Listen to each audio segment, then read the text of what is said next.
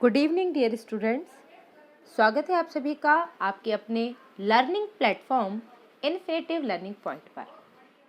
आज की जो आपकी क्लास है ये आपकी शैक्षिक मूल्यांकन की क्लास रहेगी और जैसा कि आप जानते हैं कि चैनल पे अभी रिवीजन सेशंस चल रहे हैं, तो इसी रिवीजन सेशन के अंतर्गत जो है वो हम अति लघुत्तरीय प्रश्नों से आज की क्लास को शुरू करेंगे। ठीक है, आपको डे बाय डे जो है वो अलग अलग सब्जेक्ट की क्लासेस जो है वो चैनल पर प्रोवाइड कराई जा रही हैं। कल के शेड्यूल में हमने आपके साइंस, समावेशी शिक्षा और इसके साथ साथ एसएसटी की क्लास ली थी। ठीक है, तो अल्टरनेटिव डेज पे हम जो है वो आपके अलग अलग सब्जेक्ट की क्लास लेते रहेंगे, जिससे आपका जो रिवीजन है वो भी कंप्लीट हो जाएगा और आसानी से आप जो है वो क्लासेस को देख भी पाएंगे, क्योंकि दिन भर में 3 क्लासेस जो है वो इनफ रहेंगी आपके लिए। अच्छे से आप जो है वो पढ़ाई करते रहिए और क्लासेस को देखते रहिए। चलिए तो शुरू करते हैं आज की क्लास को। और आपको बता दो भाई, क्लासेस जो है वो अभी रिकॉर्डेड फॉर्म में है, तो अगर आपकी कोई क्वेरीज है, कोई क्वेश्चंस हैं, तो आप उनको कमेंट बॉक्स में लिख सकते हैं। टेलीग्राम ग्रुप की जो लिंक पिन की गई है उसको जो है वो आप वहाँ से टेलीग्राम ग्रुप को ज्वाइन करके टेलीग्राम ग्रुप के माध्यम से भी अपने जो है वो क्वेश्चंस को पूछ सकते हैं। ठीक है, तो चलिए, है ना, अब आप लोगों के ऊपर है कि आप कितनी जल्दी मुझे लाइव क्लासेस लेने के लिए एलिजिबल बनाते हैं, क्योंकि ये सारा काम आप लोगों के ही हाथ में है। जितने ज़्यादा लोगों को आप चैनल से जोड़ेंगे उतनी जल्दी हम लाइव सेशंस को लेना स्टार्ट कर पाएंगे। ठीक है, तो चलिए शुरू करेंगे आज की क्लास को और शुरुआत होगी हमारी अति लघुत्तरीय प्रश्नों के द्वारा। सबसे पहला प्रश्न है आपका कि मापन क्या है। देखिए, मापन और मूल्यांकन, है ना, ये दो चीजें एकदम पैरेलल चलती हैं, एक दूसरे के समानांतर चलती हैं, क्योंकि मापन जो है वो कहीं ना कहीं मूल्यांकन का ही एक भाग होता है। मापन और मूल्यांकन में अगर हम अंतर की बात करें तो अंतर ये रहता है कि मूल्यांकन में किसी चीज का तुलनात्मक अध्ययन किया जाता है। क्या अध्ययन किया जाता है? तुलनात्मक। जबकि मापन जो है वो एक मात्रात्मक प्रक्रिया है। फॉर एग्जाम्पल कि मैंने कहा कि किसी कक्षा में 4 बच्चे हैं, किसी कक्षा में 4 बच्चे हैं, राजू, मोहन, सोहन और दिलीप, ये 4 लड़के हैं। ठीक है, राजू की जो हाइट है, अगर मैंने कहा कि राजू की हाइट है 5 फीट 4 इंचेस, ठीक है, मोहन की हाइट है 5 फीट, सोहन की हाइट है 5.2 इंचेस और सबसे लंबा है दिलीप जिसकी हाइट है 5'5". ठीक है, तो ये जो हम मात्रात्मक रूप से प्रदर्शित कर रहे हैं, ये तो है, ये क्या है? ये तो है आपका मापन। पर अगर हम ऐसा कहते हैं कि दिलीप जो है वो कक्षा में सबसे लंबा बालक है, या फिर हम कहते हैं कि राजू की लंबाई जो है वो दिलीप से कम है, या फिर मोहन जो है वो सोहन से छोटा है, या सोहन जो है वो मोहन से लंबा है, तो जब हम कंपैरिजन कर रहे हैं तो ये है ना, जब हम मतलब तुलनात्मक अध्ययन कर रहे हैं तो वो मूल्यांकन रहेगा। पर जब हम मात्रात्मक रूप से किसी चीज को प्रदर्शित कर रहे हैं तो वो आपका क्या हो जाता है? मापन हो जाता है। अब आप बोलेंगे कि मैम इतना सबको समझाने की ज़रूरत क्या है, यहाँ पर तो सिर्फ 2 लाइन की परिभाषा दी गई है। अरे पर ये 2 लाइन आपको तभी याद रह पाएंगी एग्ज़ाम तक जब आपको इसके पीछे का कॉन्सेप्ट याद होगा, है ना। तो कॉन्सेप्चुअल चलना बहुत ज़्यादा ज़रूरी होता है। और आप जानते हैं कि मेरे पढ़ाने का तरीका हमेशा समझाते हुए ही रहा है। सिर्फ किताब को खोल कर पढ़ तो आप भी सकते हैं, है ना, ये ऐसे पढ़ तो आप भी सकते हैं, फिर आपका क्लास में आने का बेनिफिट क्या मिला आपको? ठीक है, तो ये कॉन्सेप्ट क्लियर होना बहुत ज़रूरी होता है। और ये सब्जेक्ट ऐसे हैं कि इनमें अगर आपके कॉन्सेप्ट क्लियर नहीं होंगे तो आप प्रश्नों को मतलब लिख नहीं पाएंगे, है ना, क्योंकि सब कुछ याद रखना पॉसिबल नहीं होता है। तो चलिए अब परिभाषा भी देख लेते हैं हम कि मापन जो है वो मूल्यांकन का भाग है। अब मैंने अभी आपको बताया कि मापन जो है, मूल्यांकन एक बड़ी व्यापक प्रक्रिया होती है जिसके अलग अलग पार्ट्स होते हैं, उसमें से मापन भी एक इसी का ही हिस्सा होता है, जो प्रतिशत, मात्रा, अंकों, माध्यांक, के द्वारा प्रदर्शित किया जाता है। तो मैंने अभी आपको यही कहा कि मापन में हमेशा मात्रात्मक मानों की बात की जाती है, जिसमें हम मात्रा को प्रदर्शित करें, जैसे कि 1 किलो चावल, 3 लीटर तेल, 6 फीट हाइट, है ना। ये सब क्या है, आपके मात्रात्मक फॉर्म है जो कि मापन के अंतर्गत आते हैं। क्लियर है आपको? चलिए अगले प्रश्न पर बढ़ते हैं। नेक्स्ट क्वेश्चन आ जाता है आपका कि यदि मापन के सारे यंत्र तथा साधन इस संसार से लुप्त कर दिए जाए तो आधुनिक सभ्यता बालू की दीवार की तरह ढह जाएगी। यह कथन किसका है? इंपॉर्टेंट है क्योंकि कथनों से आपके एमसीक्यूज भी बनते हैं और इस तरह के अति लघु उत्तरीय प्रश्न भी बनते हैं।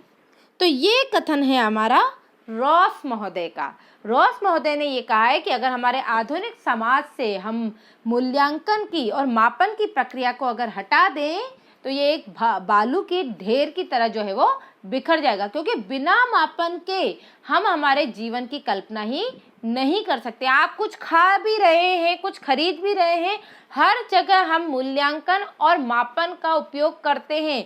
क्या इसके बिना काम हो सकता है आपका? क्या आप बाजार जाकर कितना भी कुछ भी सामान उठा लाते हो? क्या कुछ ना कुछ तो आप मात्रात्मक रूप से ही खरीद के लाते हो ना, है? कुछ भी काम करे। अरे अभी पढ़ा रही हूँ मैं आपको कि हमारे शैक्षिक मूल्यांकन में 12 यूनिट है। मैम आपने तो 10 ही कराई, तो यहाँ पे भी तो हम मापन ही कर रहे हैं। अगर मापन नहीं होगा तो आप किसी चीज़ को कैसे समझोगे? तो अगर मापन और मूल्यांकन नहीं होगा तो एक सभ्य समाज की रचना नहीं की जा सकती। बाकी आदि मानव की तरह तो कोई भी जी सकता है। भाई आप कहेंगे कि आदि मानव कौन सा पढ़ा लिखा था, तो क्या आप आदि मानव की तरह जी रहे हो क्या? यहाँ बात आधुनिक समाज की हो रही है, आदिम समाज की नहीं हो रही है ना। तो ये रॉस महोदय का कथन था। आई बात समझ में? चलिए आगे बढ़ते हैं हम अगले प्रश्न की ओर कि मापन में यह पता चलता है कि कोई वस्तु कितनी है, जबकि मूल्यांकन में यह पता चलता है कि कोई वस्तु कितनी अच्छी है। ये कथन किसका है? अब ये भी इम्पोर्टेंट है। तो ये कथन है आपका रेमर्स और गेज का। ये बात मैंने आपको अभी भी समझाई थी कि मापन हमेशा मात्रात्मक रूप की ओर इंगित करता है, जबकि मूल्यांकन जो है वो कंपैरिजन करता है, तुलनात्मक अध्ययन करता है। कोई चीज़ किसी अन्य चीज़ से कितनी बेहतर है या कितनी कमतर है, ये मूल्यांकन होता है ना। तो मूल्यांकन जो होता है उसमें वस्तु की गुणवत्ता का पता चलता है और मापन में उसकी मात्रा का पता चलता है। तो ये कथन आपके रेमर्स और गेज महोदय का है। ठीक है, अगला प्रश्न है मापन का प्रमुख तत्व क्या है? भाई मापन का एक प्रमुख आधार क्या है? तो यह वस्तु, प्राणी अथवा क्रिया किसी जिसकी विशेषता का मापन होता है। ठीक है ना। तो इसका मुख्य तत्व क्या है? इसके लिए कोई चीज होना जरूरी है। देखिए मापन आप कब करेंगे बताइए मुझे। मापन किसी ना किसी चीज का किया जाएगा ना। कोई चीज आपके सामने भौतिक रूप से उपस्थित होगी, उसी का तो मापन कर सकते हो ना। कि जो चीज अमूर्त है उसका मापन कर लोगे?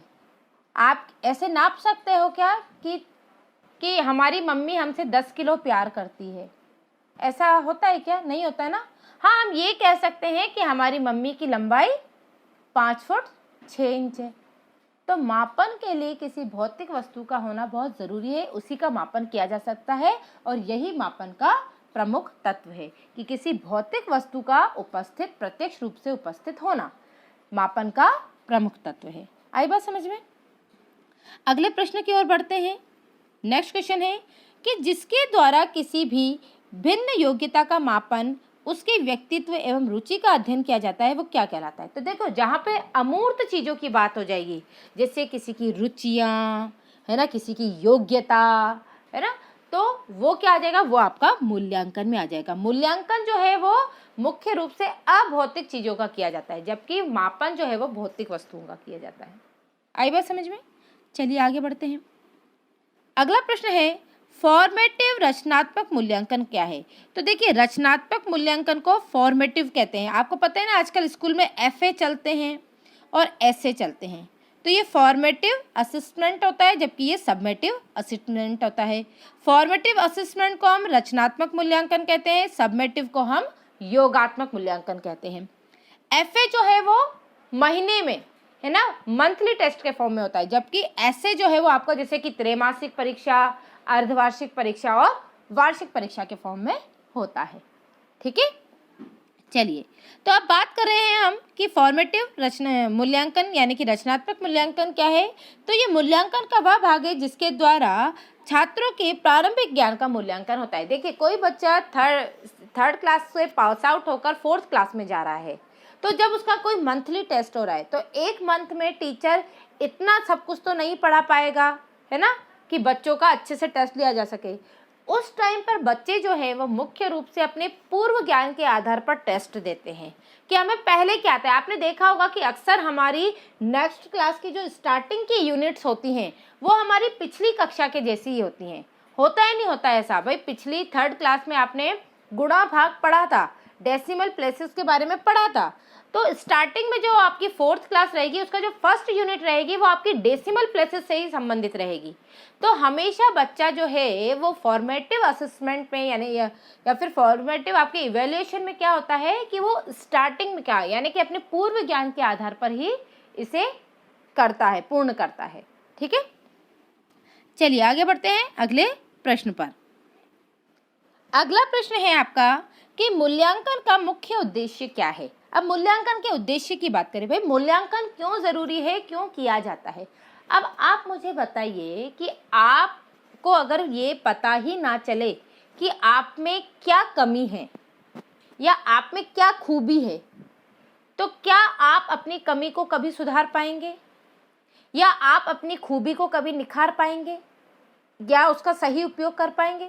जब आपको ये पता ही नहीं चलेगा कि मेरे अंदर क्या कुछ क्वालिटीज़ हैं, तो आप उनको कैसे निखारोगे, या फिर जो कमियों का पता नहीं चलेगा तो आप उनमें कैसे सुधार करोगे।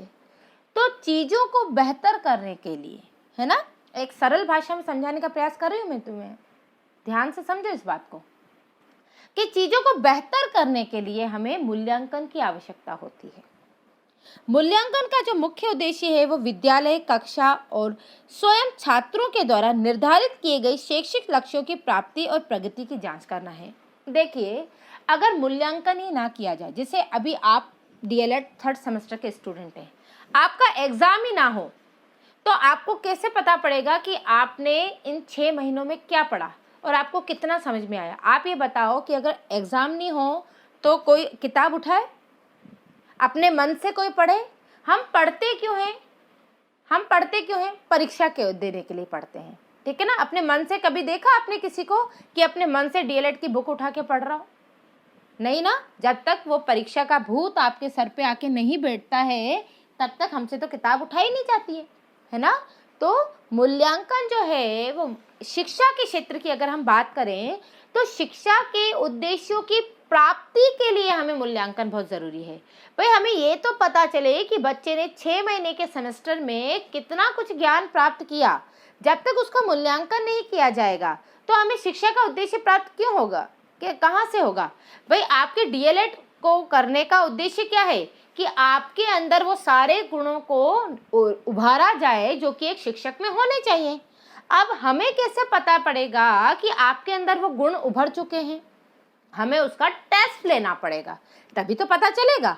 तो मूल्यांकन जो है शिक्षा के क्षेत्र में शैक्षिक उद्देश्य की कितनी प्राप्ति हुई है उसके लिए आवश्यक होता है। ठीक है, आई बात समझ में? चलिए आगे बढ़ते हैं। मापन तथा मूल्यांकन में क्या अंतर है? तो अभी अंतर बताया, और देखिए मैं हमेशा कहती हूँ, अभी भी कहूँगी, आगे भी जो नए स्टूडेंट आएंगे या आप लोग भी अगले सेमेस्टर में रहेंगे तब भी मैं आपसे यही कहूँगी कि जब भी अंतर पूछा जाए तो हमें हमेशा लाइन खींचकर दोनों तरफ कंपैरेटिव वे में उसको लिखना चाहिए। वही एक अंतर को स्पष्ट करने का सही तरीका होता है और लिखने का सही तरीका होता है।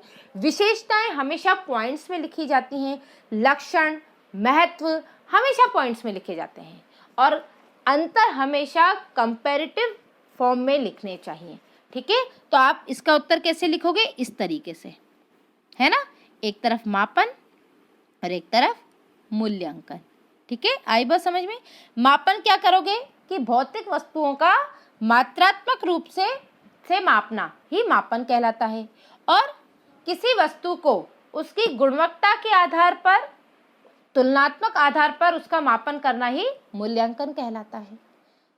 मापन के लिए किसी भौतिक वस्तु का होना आवश्यक होता है, जबकि मूल्यांकन जो है वो अमूर्त और मूर्त दोनों प्रकार की वस्तुओं का किया जा सकता है। हम किसी की भावना का भी मूल्यांकन कर सकते हैं, तो हम उसकी कद काठी का भी मूल्यांकन कर सकते हैं, जबकि मापन केवल कद काठी का यानी कि भौतिक चीजों का ही हो सकता है जिन्हें हम मूर्त रूप से देख पाते हैं।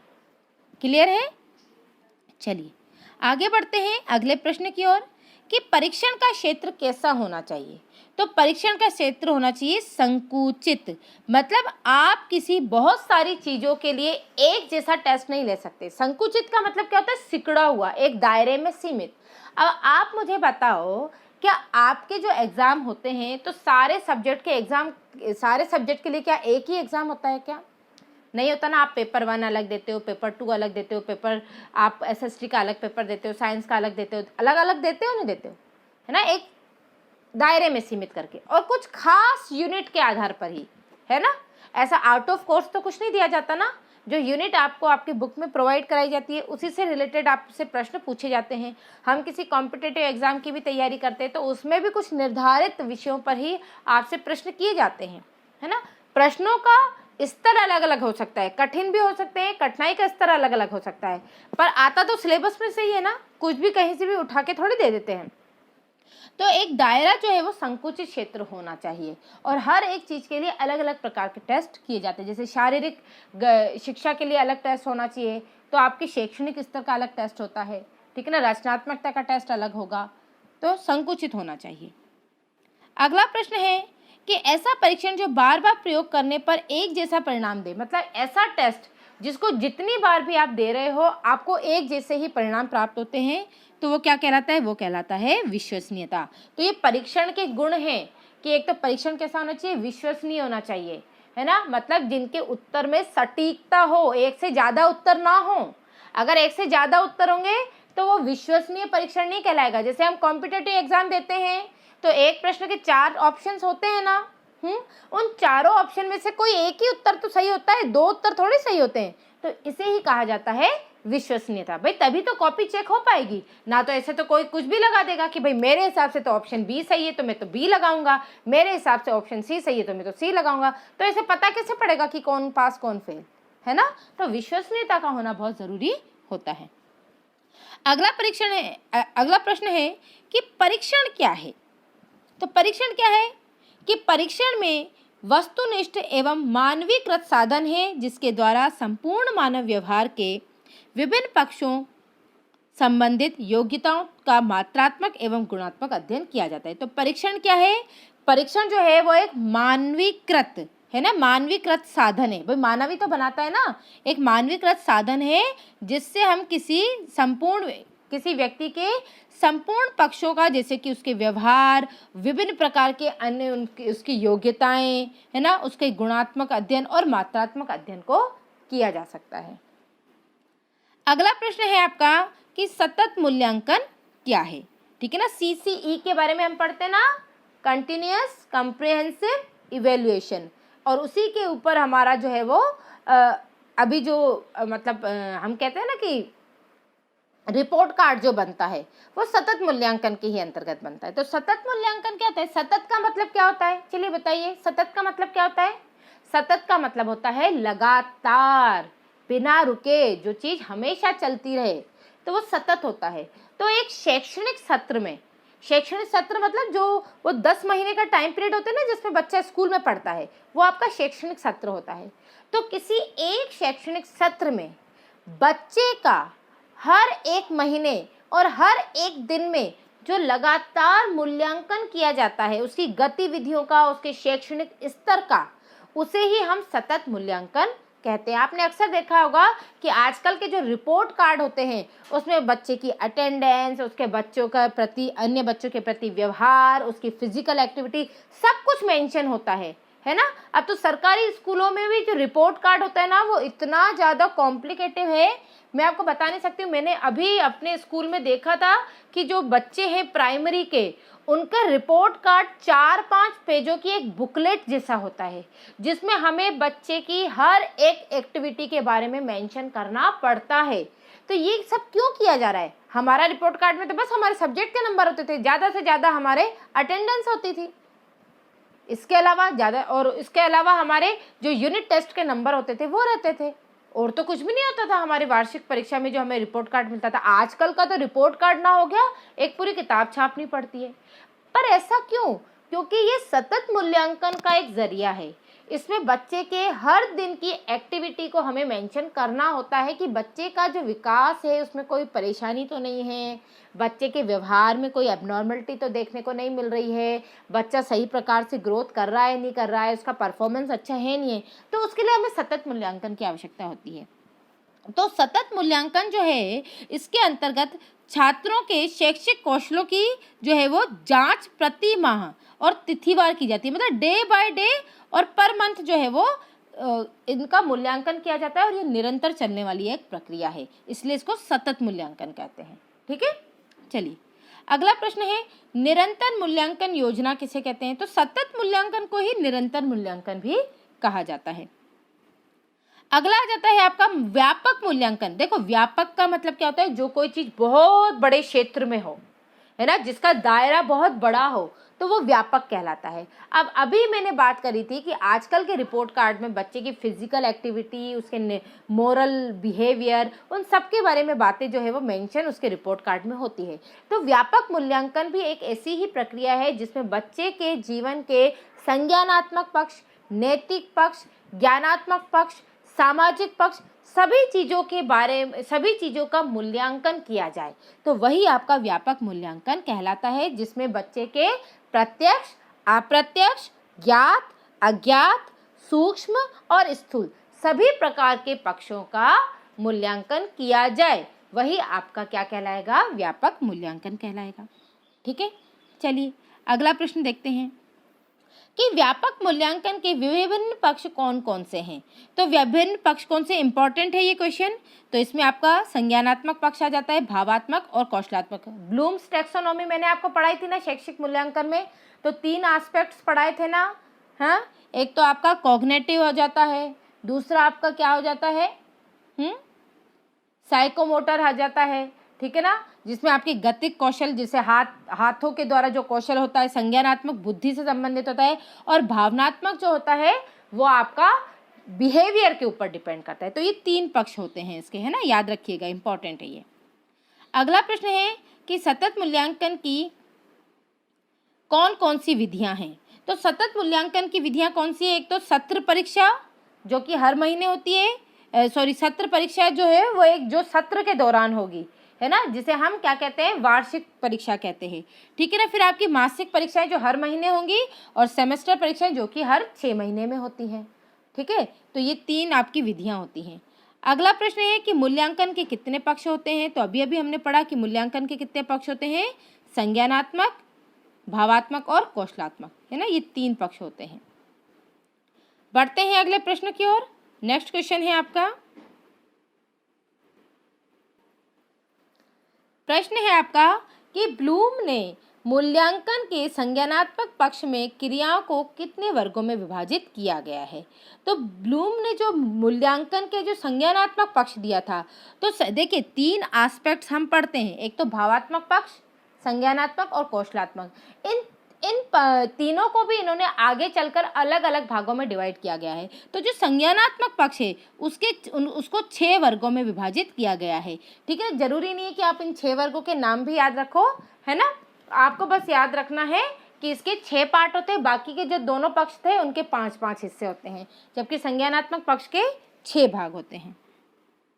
अगला प्रश्न है, समेटिव मूल्यांकन या फिर आकलित मूल्यांकन किसे कहते हैं। तो समेटिव मूल्यांकन जो है वो आकलित मूल्यांकन या फिर योगात्मक मूल्यांकन। अभी मैंने आपको एफए और एसए के बारे में बताया था ना। एफए आपका फॉर्मेटिव होता है असेसमेंट, जिसे हम संरचनात्मक या रचनात्मक मूल्यांकन भी कहते हैं, और एसए क्या होता है आपका, वो होता है सबमेटिव, है ना, जो कि वर्ष के सत्र के अंत में लिया जाता है। ठीक है ना, जो कि सत्र के अंत में जिसको किया जाता है। तो सबमेटिव भी कह सकते हैं, आकलित भी कह सकते हैं, और योगात्मक भी कह सकते हैं। तो इनके नाम आपको याद होने चाहिए, क्योंकि कभी कोई सा भी नाम से आपसे प्रश्न पूछा जा सकता है। तो इसके द्वारा जो है वो छात्र के ज्ञानात्मक, भावात्मक और क्रियात्मक पक्षों का मूल्यांकन किया जाता है, और ये सत्र के अंत में होता है। अगला प्रश्न है, शैक्षिक मापन के कितने स्तर होते हैं। तो शैक्षिक मापन के 4 स्तर होते हैं, शाब्दिक स्तर, क्रमित स्तर, अंतराल स्तर और अनुपात स्तर। ठीक है ना। शाब्दिक स्तर में आपके मौखिक टेस्ट आ जाते हैं। क्रमित होते हैं, इसमें आपके जो है वो क्रमवार स्टेप बाय स्टेप जो आपके हर मंथली टेस्ट हो रहे हैं, किस किस यूनिट का टेस्ट लेना है वो आ जाता है। अंतराल जो कि एक निश्चित अंतराल में, जैसे कि त्रैमासिक परीक्षा 3 महीने के बाद होती है, फिर अगले 3 महीने के बाद आपकी अर्धवार्षिक होती है, फिर आपके अगले 6 महीने के बाद वार्षिक परीक्षा हो जाती है। ठीक है। अनुपात स्तर, अब अनुपात स्तर की बात करें तो कितना और कितने अनुपात में पढ़ाया जा रहा है। देखिए आपको पता है कि त्रैमासिक परीक्षा में 3 महीने में जो पढ़ाया जाएगा वो उसका टेस्ट लिया जाता है। 6 मंथली में आपको 6 महीने में जितना कुछ पढ़ाया गया उसका टेस्ट होता है, और वार्षिक परीक्षा में आपके पूरे कोर्स का टेस्ट होता है। ठीक है, तो ये आपका अनुपात स्तर आ जाता है। अगला प्रश्न है कि मूल्यांकन का क्या अर्थ है। तो मूल्यांकन एक क्रमिक प्रक्रिया है, यह संपूर्ण प्रणाली का एक अभिन्न अंग है और यह शिक्षण तथ्यों से घनिष्ठ रूप से संबंधित होता है। तो देखिए मूल्यांकन क्या है, ये एक क्रमिक प्रक्रिया है, ये संपूर्ण प्रणाली का एक अभिन्न अंग है। ठीक है ना। क्रमिक प्रक्रिया मतलब स्टेप बाय स्टेप चलती है। ठीक है ना, स्टेप बाय स्टेप ये चलती है और ये एक संपूर्ण प्रणाली का एक अभिन्न अंग है। मतलब हमारा जो पूरा प्रणाली जो सिस्टम चल रहा है उसके लिए मूल्यांकन बहुत जरूरी है। अभी अभी हमने देखा ना कि रॉस महोदय ने क्या कहा था कि अगर आधुनिक समाज में मूल्यांकन नहीं हो तो वो बालू की ढेर की तरह ढह जाएगा, है ना। तो मूल्यांकन जो है वो हमारे संपूर्ण प्रणाली का जो पूरा सिस्टम है उसका एक अभिन्न अंग है और यह शिक्षण तथ्यों से घनिष्ठ संबंध रखता है। अगला प्रश्न है शैक्षिक मूल्यांकन की प्रक्रिया के महत्वपूर्ण बिंदु कौन से हैं। तो शैक्षिक मूल्यांकन की जो प्रक्रिया है उसके महत्वपूर्ण बिंदु शिक्षण उद्देश्य होते हैं कि भाई किस उद्देश्य से आप किसी बच्चे को पढ़ा रहे हो। कोई बच्चा कक्षा 2 में पढ़ रहा है तो उसका कोई ना कोई उद्देश्य तो होगा ना। अभी आप पढ़ते हो तो आपका कुछ ना कुछ तो उद्देश्य है ना। डीएलएड कर रहे हो, उद्देश्य है तभी तो पढ़ रहे हो, बेवजह तो कोई चीज़ होती नहीं है। फिर अधिगम अनुभव कि पढ़ाते समय या पढ़ते समय आपने क्या क्या एक्सपीरियंस लिया, और व्यवहार में परिवर्तन कि पढ़ने के बाद आपके व्यवहार में कैसा परिवर्तन आ गया। देखिए एक टीचर ऐसा है जिसने ना तो बीएड किया है ना डीएलएड किया है, तो बाल मनोविज्ञान को तो उसने पढ़ा ही नहीं है उसमें, और एक बाल मनोविज्ञान के ज्ञाता टीचर में बहुत अंतर होगा उनके व्यवहार में, है ना। तो अधिगम जो है वो हमेशा व्यवहार में परिवर्तन लाता है। तो शैक्षिक मूल्यांकन की प्रक्रिया के दौरान एक तो शिक्षण उद्देश्य होना चाहिए, देन आपका अधिगम के अनुभव होंगे और उस अधिगम के द्वारा आपके व्यवहार में जो परिवर्तन आएगा वो रहेगा। ठीक है, चलिए आगे बढ़ते हैं नेक्स्ट क्वेश्चन पे कि मूल्यांकन के क्षेत्र में छात्र के व्यक्तित्व में कौन से अंग आते हैं। तो एक तो आ जाएगा आपका ज्ञान, कुशलता, रुचियाँ, योग्यता और बुद्धि। ये सभी चीज़ें जो हैं वो आपके मूल्यांकन के अंतर्गत आती हैं। ठीक है, तो मूल्यांकन के क्षेत्र में छात्र के व्यक्तित्व के कौन कौन से अंग आ जाएंगे। एक तो ज्ञान के बारे में भी हम मूल्यांकन करेंगे, उसमें कितनी कुशलताएं हैं, उसकी क्या क्या रुचियां हैं, योग्यताएं हैं, बुद्धि है, इन सभी का जो है वो मूल्यांकन किया जाता है। अगला प्रश्न है मूल्यांकन के कितने सोपान हैं। तो मूल्यांकन के 3 सोपान है, अभी अभी हमने पढ़ा ना, संज्ञानात्मक, क्रियात्मक और भावात्मक, है ना। अगला है मूल्यांकन को प्रशासनिक आवश्यकता की किस कारण होती है। तो मूल्यांकन को प्रशासनिक आवश्यकता शैक्षिक स्तर के जांच के लिए की जाती है। तो प्रशासनिक आवश्यकता का मतलब ये होता है कि भाई स्कूल है, अब कोई स्कूल है तो वो भी एक प्रशासन ही तो है, स्कूल में भी तो एक एडमिनिस्ट्रेशन चलता ही है ना, है ना। एक प्रिंसिपल होता है, हेडमास्टर रहता है। तो इसकी आवश्यकता हमें क्यों पड़ती है, प्रशासनिक आवश्यकता क्यों पड़ती है, ताकि हम शैक्षिक स्तर का पता लगा सकें कि बच्चों को जो पढ़ाया जा रहा है उसका स्तर क्या है और वो कितना सही है। अगला प्रश्न आता है कि मूल्यांकन का शाब्दिक अर्थ क्या है। तो मूल्यांकन 2 शब्दों से मिलकर बना है, मूल्य प्लस अंकन, यानी कि किसी बालक के अंदर उसके मूल्यों का जो आपने तुलनात्मक अध्ययन किया और जो मात्रात्मक अध्ययन किया, जब हम उसको अंकित कर देते हैं तो वो उसका मूल्यांकन कहलाता है। अगला प्रश्न है कि मूल्यांकन की परिभाषा दीजिए। तो मूल्यांकन जो है वो व्यक्ति या समाज तथा दोनों की दृष्टि से अच्छा है तथा वांछनीय है उसको मानकर चला जाता है। ये कथन जो है वो रेमर्स और गेस का है। ठीक है ना, जो बच्चे बुक से पढ़ रहे हैं तो उनको मूल्यांकन की कोई भी एक ही परिभाषा याद करनी है, आपको अलग अलग मनोवैज्ञानिकों की परिभाषा याद करने की ज़रूरत नहीं है। मूल्यांकन को हम एक सरल भाषा में ऐसे भी कह सकते हैं कि मूल्यांकन वह प्रक्रिया है जिसके द्वारा किसी बालक के या बालक के सभी प्रकार के जो पक्ष हैं, चाहे वो ज्ञानात्मक पक्ष हो यानी संज्ञानात्मक पक्ष हो, भावात्मक पक्ष हो और कौशलात्मक पक्ष हो, सभी का जो है वो अध्ययन किया जाता है और परीक्षण किया जाता है।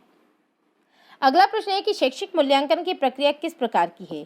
तो डॉक्टर पटेल कहते हैं कि शैक्षिक मूल्यांकन की जो प्रक्रिया है वो चतुर्मुखी है, या फिर इसको हम बहुमुखी भी कह सकते हैं। ये तो डॉक्टर पटेल के अनुसार है ना, पर एक बहुमुखी प्रक्रिया या बहुआयामी, आप ऐसे भी लिख सकते हो कि शैक्षिक मूल्यांकन की प्रक्रिया कैसी है, कैसी होती है, बहुआयामी, है ना। इसमें किसी एक ही पक्ष का मूल्यांकन नहीं किया जाता है, बल्कि बहुत सारे पक्षों का मूल्यांकन किया जाता है।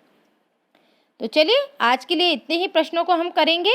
आई होप आपको क्लास पसंद आई होगी और हर चीज़ आपको बेहतर तरीके से समझ भी आई होगी। मैंने पूरा प्रयास किया कि आपको इसी क्लास में सब चीज़ों को अच्छी तरीके से समझा दिया जाए। क्लास जो है वो रिकॉर्डेड है, इसके लिए मुझे भी बहुत बुरा लगता है, क्योंकि डायरेक्ट बच्चों के कमेंट लेना और उनके प्रॉब्लम्स को सॉल्व करना और बेहतर हो जाता है, ठीक है ना। पर अभी हम इस चीज़ को नहीं कर पा रहे हैं, पर मुझे पूरी उम्मीद है कि आप बहुत जल्दी हमारे चैनल को उस मुकाम पर पहुंचा देंगे कि हम दोबारा लाइव क्लासेस लेना स्टार्ट कर सकें।